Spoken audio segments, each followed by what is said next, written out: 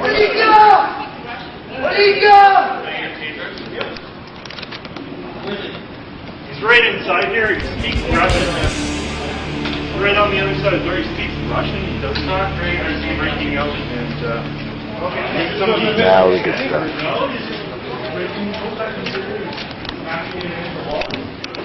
Are you, sir? He speaks Russian and that's it. Okay, at this point realize these 4 peace officers were informed that he did not speak English, and also realize that the use of a taser was meant to be a replacement for firearms.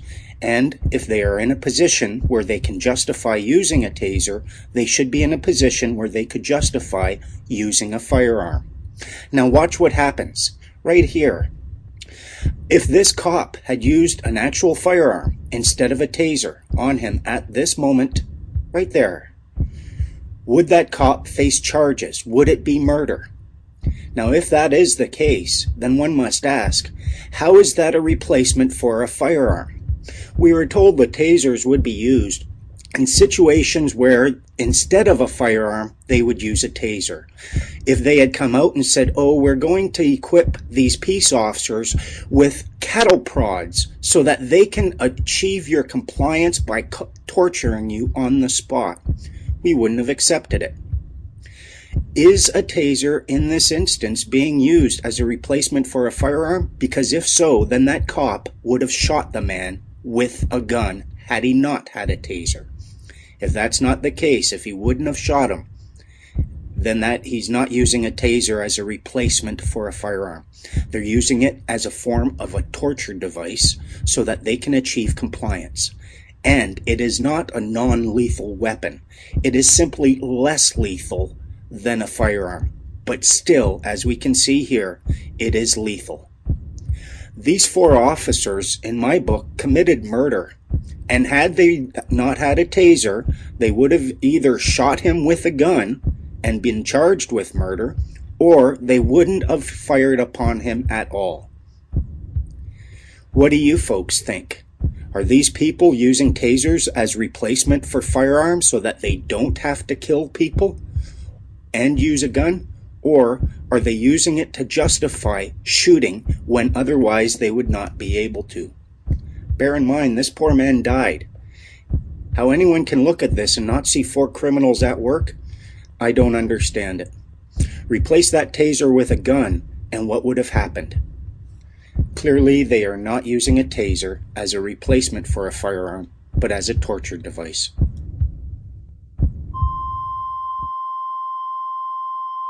At an airport, man.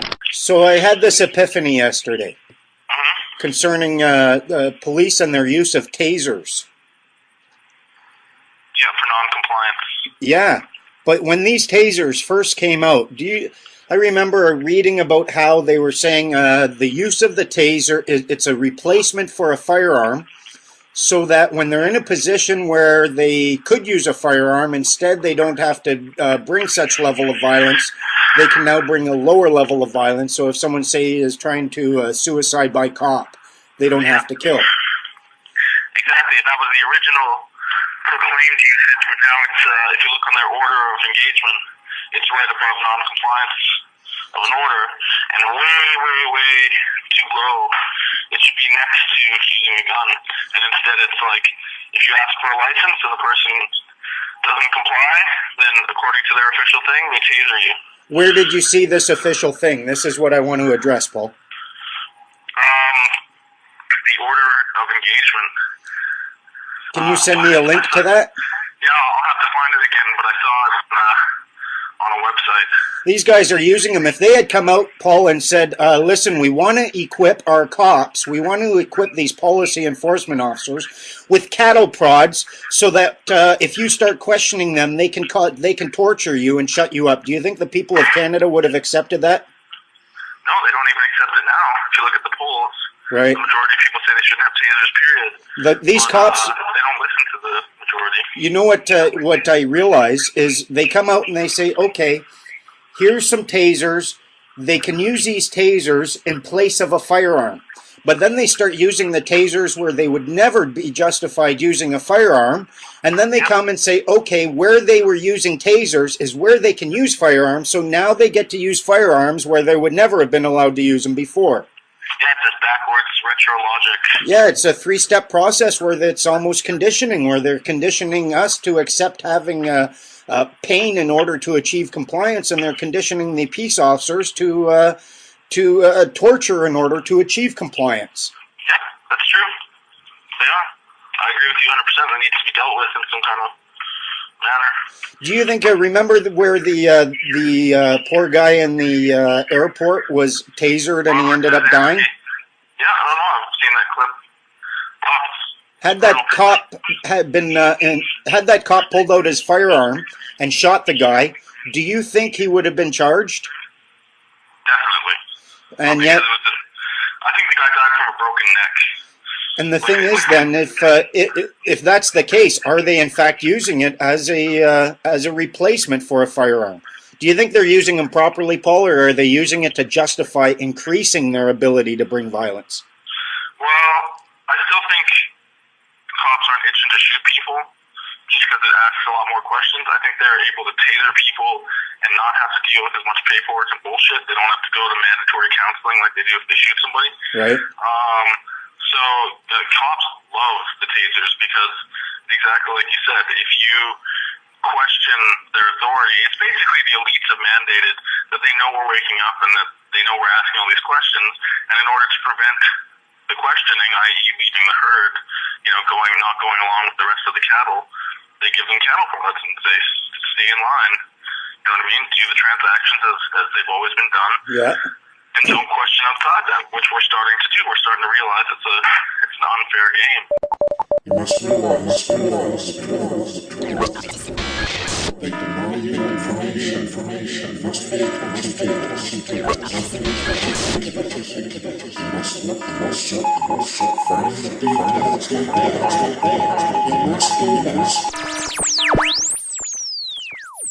He was traveling in Surrey down a bike path without a helmet. Two SkyTrain cops considered this to be a breach of the peace, jumped in front of him, almost tackled him and slammed him.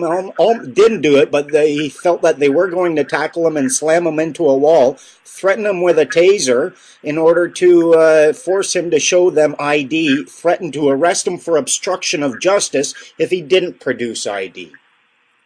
So do you think that this is proper actions for peace officers in a common law jurisdiction? Absolutely not. But I think we really need to look at both the Criminal Code of Canada and find out exactly an obstruction of justice is defined as, because that seems to be the blanket charge that they put on you when you don't comply.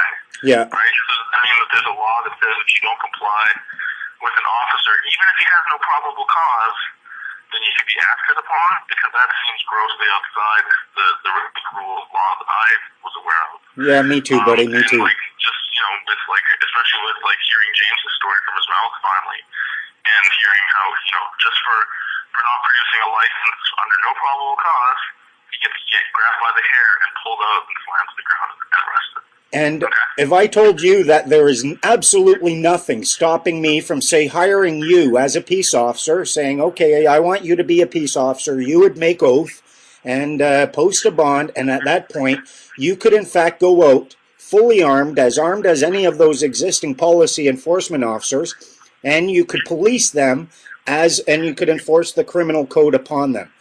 Are you aware that you don't actually have to work for the government to be a peace officer? No, I wasn't aware of that. I thought the word officer was defined as someone who holds office and not just to be part of the corporation. So I was unaware of that.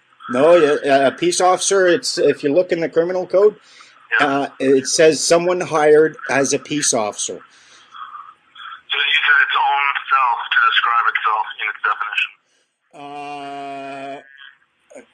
No, it's in the definition. I'd have to look it up, but it says a peace officer is a police officer, a warden, or anyone hired to keep the peace. Pay attention to what this means and what it says. There's nothing stopping us from hiring each other to preserve and maintain the public peace.